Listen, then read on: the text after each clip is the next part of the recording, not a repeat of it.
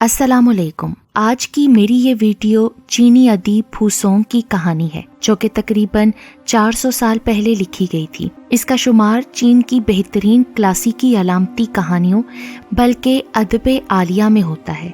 कहानी सुनिए, आपको अपने गिरदो पेश आज भी ऐसे ही किरदार घूमते फिरते आला कुर्सियों और तख्तों पर पूरे क्रोफर से बैठे नजर आएंगे। बस तसव्वुराती आंख खुली रखिएगा। चीन के सूबे हिप्पे में एक बूढ़ा रहता था जिसका नाम पाई था।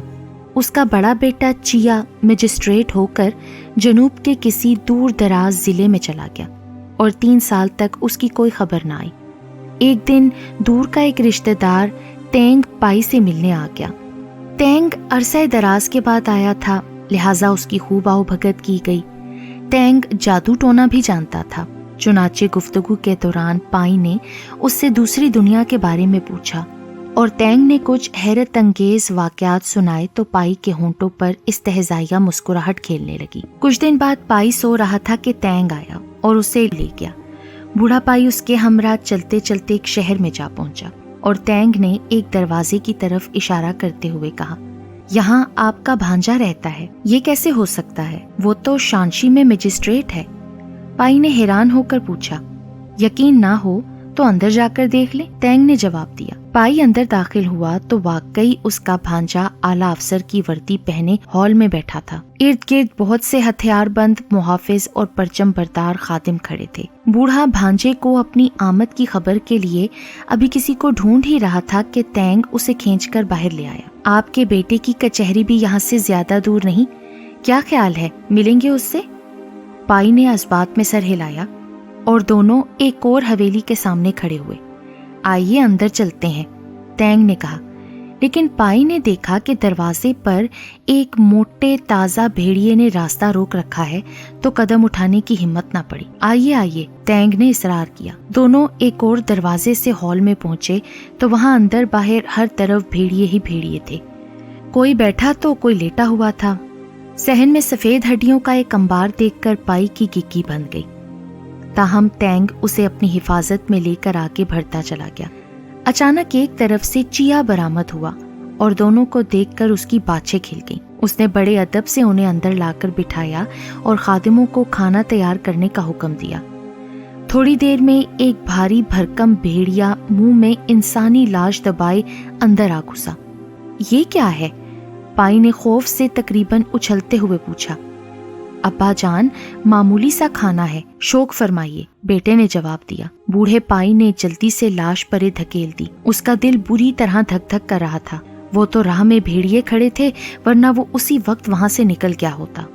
अभी वो सोचों में गलता था कि अचानक भेड़ियों में अफरा तफरी मच गई और मेज कुर्सियों तले पनाह ढूंढने लगे। इतने में 2 जर्रा पोश जंगजू अंदर दाखिल हुए और एक काले रस्से से चिया की मुश्कें कस दी। चिया खड़े खड़े फर्श पर गिरा और नोकीले दांतों वाले शेर का रूप धार लिया। एक जंगजू ने तलवार खींची और शेर का सर धड़ से जुदा करने को था कि दूसरे ने रोक दिया। ठहरो, ये काम अगले साल के चौथे महीने में होगा, फिलहाल इसके दांत तोड़ दो। उन्होंने बड़ा सा गर्ज निकाला और चंद ही जरबों में उस शेर के दांत कमरे में बिखर गए। शेर दर्द से बिलबिला उठा और उसकी धाड़ से पहाड़ियां तक गूंज उठी। पाई की अचानक आंख खुल गई और वो हड़बड़ा कर उठ बैठा। तो ये सब ख्वाब था। उसके दिल में वसवसे सर उठाने लगे और तेंग को बुलवा भेजा, लेकिन तेंग ने आने से माजरत कर दी। पाई ने चिया के नाम खत लिखा जिसमें उसे नेक चलने की तलकीन की और मंझले बेटे के हाथ खत भिजवा दिया। छोटा भाई चिया के वहां पहुंचा तो ये देखकर शिश्तर रह गया कि चिया के सारे अगले दांत गायब थे। गो चिया ने तावील ये दी कि दांत नशे की हालत में घोड़े से गिरने के सबब टूटे थे, मगर ये वाकया ऐन पाई के ख्वाब वाले दिन पेश आया था। चिया ने जब बाप का खत पढ़ा तो रंग फक हो गया। ताहम खुद को संभालते हुए बोला, ये तो महज एक इत्तफाक है, ख्वाब की भला क्या हकीकत। उन दिनों वो तरक्की के लिए आला हुक्काम को धड़ाधड़ रिश्वतें देने में लगा हुआ था, लिहाजा अजीबो गरीब ख्वाब को बिल्कुल नजरअंदाज कर दिया। छोटा भाई चंद दिन उसके यहाँ रहा और इस दौरान कचहरी में रिश्वतखोर कारिंदों और सुबह से रात तक रिश्वत देने वालों का हजूम देखा तो पुरनम आंखों से चिया को नसीहतें करने लगा, जिस पर वो झल्ला उठा और बोला, तुम गांव से आए हो, हाकिमाना जिंदगी भला क्या जानो। तरक्की का इन्हिसार आम लोगों पर नहीं, अफसराने बाला पर होता है। अफसराने बाला राजी रहें तो मतलब ये होता है कि आदमी अच्छा अफसर है। लेकिन अवामी खिदमत करके कोई अफसराने बाला को क्यों कर खुश रख सकता है। चिया ने छोटे भाई की बातों पर कोई ध्यान न दिया तो वो आजरदा खातिर लौट आया और बाप को सारी कहानी सुना दी। बूढ़ा फूट फूट कर रो दिया। उसने अपनी जायदाद गरीबों में बांट दी और पूजा पाठ में वक्त बिताने लगा। वो हर वक्त देवताओं से यही दुआ मांगता रहा कि चिया गुनाहों पर सजावार ठहरे तो ठहरे, पर उसके मासूम बीवी बच्चे इब्तला से बच निकले। अगले साल खबर मिली कि चिया तरक्की पाकर वजारत अमूर आमा में आला अफसर बन गया है तो पाई के यहाँ मुबारकबाद देने वालों का तांता बन गया, मगर पाई खुद बिस्तर से लग गया और मुलाकातियों से माजरत कर ली। ज्यादा दिन ना गुजरे थे कि एक और इत्ला आ गई। चिया और उसके मोतद मुलाजिमों को राहजनों ने कत्ल कर दिया था।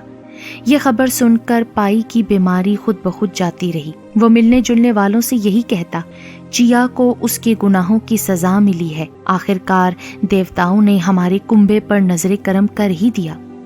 मातम पुरसी को आने वाले दोस्त अहबाब यही कहते रहे कि मुमकिन है इत्ला गलत हो, लेकिन पाई को पूरा यकीन हो चुका था। उसने बेटे की तदफीन का इंतजाम भी शुरू कर दिया। उधर चिया दरअसल मरा नहीं था। चौथे महीने ओहदे से बरतरफी के बाद वो अगरचे वापस जा रहा था कि रास्ते में डाकुओं ने आ लिया।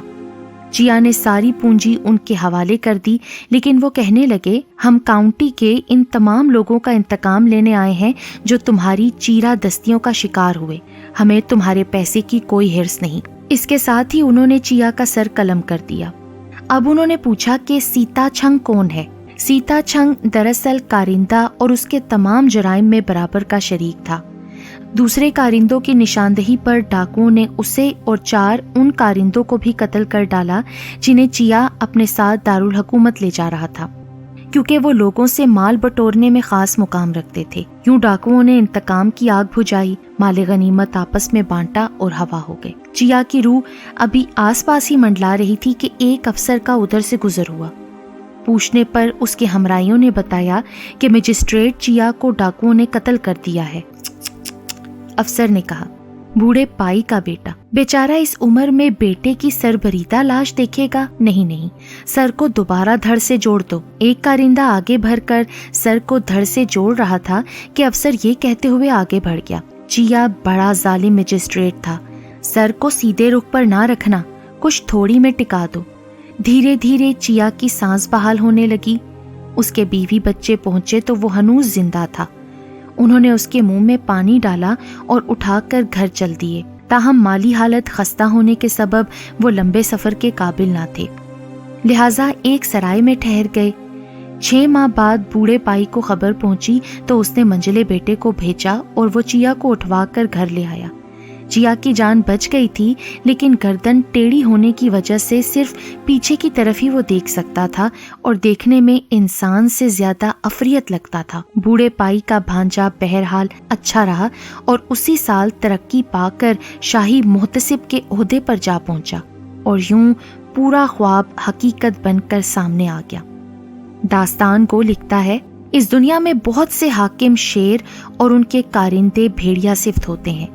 अगर कोई हाकिम शेर ना भी हो तो ये जरूरी नहीं कि उसके मातहत भेड़िए हों, और बाज हाकिम तो शेरों से भी बदतर होते हैं। मुसीबत ये है कि आदमी अपने गिरेबान में झांक कर नहीं देखता।